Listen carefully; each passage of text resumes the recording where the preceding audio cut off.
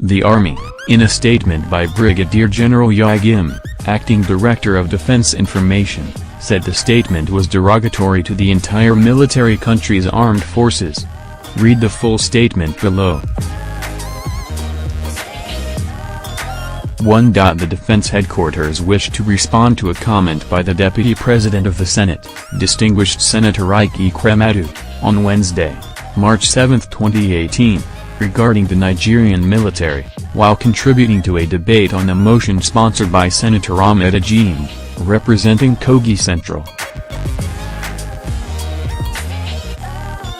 In his comments among others, the distinguished Deputy President of the Senate stated, "The problem in Nigeria is that our democracy is receding. Who says army cannot take over? Let us not joke with our democracy, that is the issue." 2. This statement may appear cautionary and sincere in the atmosphere of discourse. It is however derogatory to the army used in the expression and by extension to the armed forces of Nigeria. The statement in the true sense has the capacity to denigrate the Nigerian military in every ramification, including its loyalty to the President and Commander-in-Chief of the Armed Forces and the confidence of the general public to defend Nigeria's democracy. In the light of this, the Defense Headquarters wish to state clearly that the Nigerian military has come of age and is in tune with best international military practices of complete and total subordination to democratic governance. In this regard, it is worthy to remind the general public about some key measures, among others, that guaranteed the present sustainable status of politically unambitious members of the armed forces. Shortly after the transition from a military to a democratically elected government in 1999, officers of the Armed Forces of Nigeria, who were quasi-political, were honorably eased out of service. This was done to avoid indoctrination of other officers in the military in order to enable the democratic government commence a reprofessionalization process of the armed forces. The process commenced in collaboration with international organizations such as the United States Armed Forces and the British military.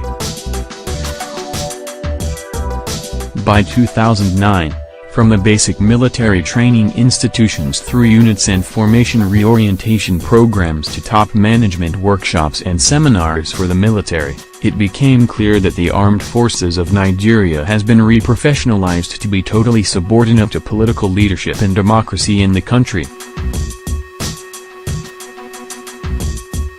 In addition, the Nigerian military began to take the lead at ensuring that the West African sub-region is stable democratically through military diplomacy and physical actions where it is highly desirable and supported by ECOWAS. The case of the Gambia last year is still fresh in our memories, where democracy was enforced by an ECOWAS military coalition led by the Armed Forces of Nigeria, under the focused and able leadership of Nigeria's Chief of Defense Staff, General Ajim and Ike Ekweremadu. Furthermore, the present crop of personnel in the Armed Forces of Nigeria, right from the service chiefs to the men, are made up of the balance of reprofessionalized officers and fresh intakes from 1999, who do not nurse political ambitions. They are fully committed to their oaths of allegiance to serve their fatherland Nigeria, with total submission to our democratic government. Defense Headquarters hereby assures the international community, Nigeria's democratic institutions and the general public, of its unalloyed loyalty to the President and Commander-in-Chief, provision of all necessary support for the sustenance of our democracy and carrying out our constitutional roles. Therefore, the apprehension by the Deputy President of the Senate should be totally disregarded. Long live the Federal Republic of Nigeria. We earlier reported that Ike Ekweremadu stated that it is not unlikely for the military to take over, as he noted that the nation's democracy is receding. Ekweremadu made his comment in reaction to a motion sponsored by Ahmed Ajim, the senator representing Kogi Central.